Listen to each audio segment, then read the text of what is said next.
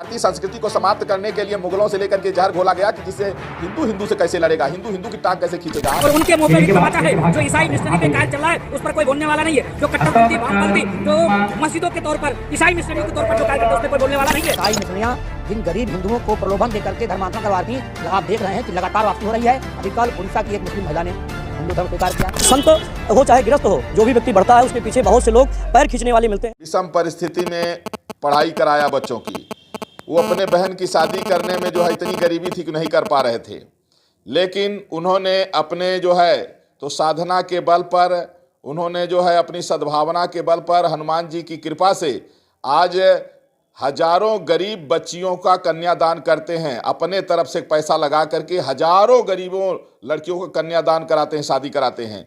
और जिनको घर में खाने का नहीं था, आज लाखों को जो है तो गरीबों को भोजन दे रहे हैं।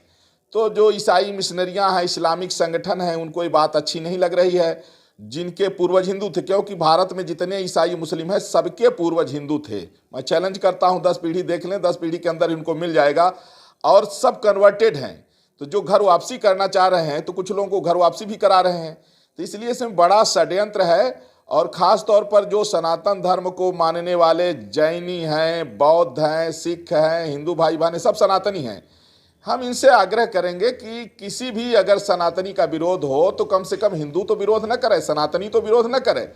अब ये 2000 साल से ये भारतीय संस्कृति को समाप्त करने के लिए मुगलों से लेकर के जहर घोला गया कि जिससे हिंदू से कैसे लड़ेगा, हिंदू की टांग कैसे खींचेगा। आज स्थिति ये है कि एक धर्माचार्य दूसरे धर्माचार्य को फर्जी बता रहा है, एक कथावाचक दूसरे कथावाचक का अपमान कर रहा है, एक वैदिक दूसरे वैदिक का अपमान कर रहा है, एक हिंदू दूसरे हिंदू का टांग खींच रहा है। ये बंद होना चाहिए। मैं अयोध्या से तपस्वी छावनी पीठाधीश्वर जगत गुरु परमहंस आचार्य पंडित धीरेन्द्र कृष्ण शास्त्री का समर्थन करता हूं। और हमारे जितने अनुयायी हैं उनसे भी मैं कहता हूं कि ये हमारी अपील है। पंडित धीरेन्द्र कृष्ण शास्त्री ये गरीब घर का बालक, वो कभी अपने को बाबा नहीं कहते, वो कभी अपने को संत नहीं कहते हैं और हैं भी नहीं। वो तो एक कथावाचक हैं, हनुमान जी की उपासना करते हैं। उन्होंने कभी अपने को न बाबा कहा न संत कहा और लोग उनको ढोंगी बताए जा रहे हैं। तमाम मुसलमानों में जो दरगाह पूजने वाले हैं उनको आप ढोंगी बता करके देखो। तमाम ईसाई मिशनरियों में आप देखिए कि कितना पाखंड हो रहा है कि अंगुली ऐसे टच करेंगे, वो ऐसे कर रहे हैं। उनके ऊपर कोई नहीं कह रहा है, सिर्फ सनातन धर्म को निशाना साध रहे हैं लोग। और जो हिंदू देख के जलने वाले हैं, जो साधु को देख के जलने वाले हैं, चाहे वो कहीं के भी कोई भी धर्माचार्य हो, कोई सनातनी हो, उनसे मैं निवेदन करूंगा कि कृपया ऐसा मत करिए, नहीं अपने में लड़ते रह जाओगे। चैनलों पे मैं देख रहा हूँ जिस प्रकार से सनातन संस्कृति को बदनाम करने का कुचक्र रचा जा रहा है, या कुचक्र सफल नहीं होगा।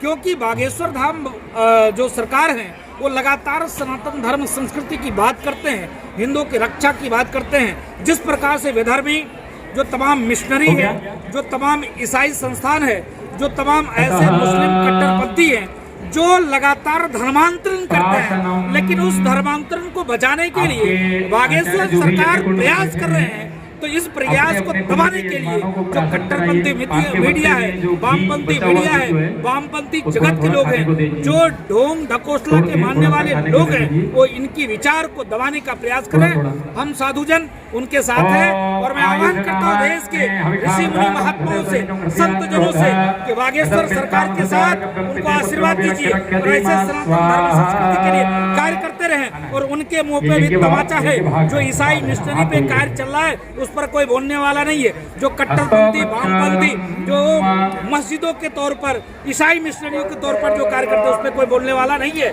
लेकिन अगर बागेश्वर सरकार अगर कोई बात करते हैं तो उनके ऊपर टीका और टिप्पणी करते हैं। ऐसे लोगों को कान खोलकर सुन लो, साधु संत उनके साथ हैं, हिंदू जनमानस 100% उनके साथ हैं, कंधे से कंधा उनके साथ हम लोग मिला के चल रहे हैं। एक संत हैं और बालकांडी संत हैं और उन्होंने बहुत ही पूजन अर्चन करके इस विद्या को प्राप्त किया है। श्री सीताराम जी का कृपा है, श्री हनुमान जी महाराज जी का विशेष कृपा है। जो भगवान का प्रेरणा उनके अंदर से निकलता है और वो वाणी जो बोलते हैं वो एकदम सत्य होता है। और संत को आगे बढ़ते देख करके बहुत लोग विरोध में, उनके विपक्ष में जो भी बात कर रहे हैं वो गलत है, क्योंकि ऐसा हो ही नहीं सकता है। जो भगवान का भजन और जप और तप करता है उनके पास शक्ति परमात्मा श्री सीताराम जी का होता है। और उसी प्रकार हम संतों के बीच में आज श्री हनुमान जी महाराज की कृपा से वो सभी को भविष्यवाणी बोलते हैं और जो भी आशीर्वाद देते हैं, जो भी अपने मुखार बिंदों से वचन बोलते हैं, बहुत ही सत्य बोलते हैं। और उनके ऊपर जो भी आचरण या जो भी गलत अपशब्द जो भी बोल रहा है वो गलत तरीके से बोल रहा है, क्योंकि संत हो चाहे गृहस्थ हो, जो भी व्यक्ति बढ़ता है उसके पीछे बहुत से लोग पैर खींचने वाले मिलते हैं। तो आज इसी प्रकार श्री बागेश्वर धाम के श्री महाराज जी का पैर खींचने वाले बहुत लोग विरोध में बोल रहे हैं। ऐसा कुछ नहीं है। अयोध्या तीर्थ पुरोहित सम्मान पूरा करता है, अयोध्या के साधु संत सम्मान करते हैं, और जो भी उनके विरोध में बोल रहा है वो विपक्ष बोल रहा है। और इसके लिए बहुत बहुत साधुवाद, धन्यवाद। श्री बागेश्वर धाम महाराज जी को पूरा तीर्थ पुरोहित सपोर्ट में उनके है और बहुत ही सच्चे हैं, और श्री सीताराम जी का कृपा उनके ऊपर है। जो भी वाणी बोलते बहुत सत्य बोलते हैं, और श्री सीताराम जी की कृपा रहेगा, उनके ऊपर बेदाग रहेंगे, कोई भी इल्ज़ाम नहीं होगा किसी भी प्रकार से। जो भी सर्वे जांच कराता है सरकार वो करा ले, चाहे मीडिया करा ले, लेकिन श्री सीताराम जी का कृपा है, सत्य ही है। जी जी, पूरा तीर्थ पुरोहित समाज समर्थन करता है श्री बागेश्वर धाम महाराज जी के लिए। जय श्री राम, जय श्री राम।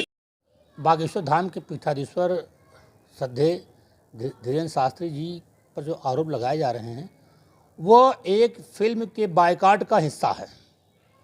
सबसे पहले धीरेन्द्र शास्त्री ने उस फिल्म को लेकर के, नाम नहीं लूँगा, अपनी 3 सभाओं में उसके बायकॉट की अपील की। उसके बाद उनका महाराष्ट्र में कार्यक्रम लगता है और एक सुनियोजित तरीके से अफवाह उड़ा दी गई।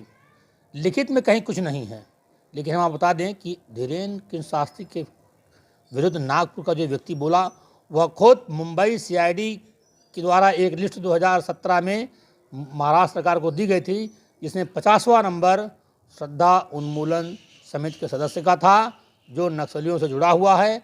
और इनकी ऑडिट रिपोर्ट में व्यापक अनियमितताओं की जांच एक 2017 में हुई थी, जो दबी पड़ी हुई है।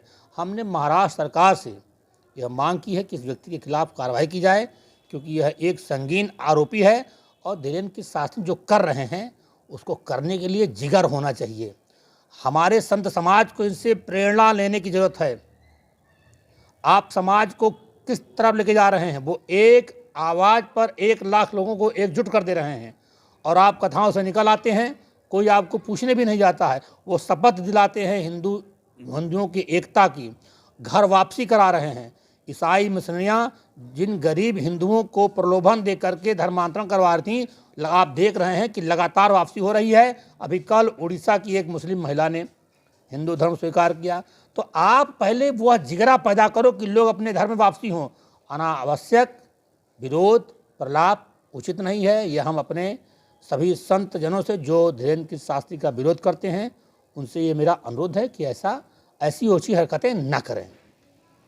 जो कह रहे हैं डंडी बाबा या कोई भी संत कहते हैं, वस्तुतः वो संत के रूप में नहीं है, क्योंकि इनकी परंपरा, इनके पास शक्ति है, और शक्ति इस प्रकार की है कि बहुतों के कल्याण की बात करते हैं।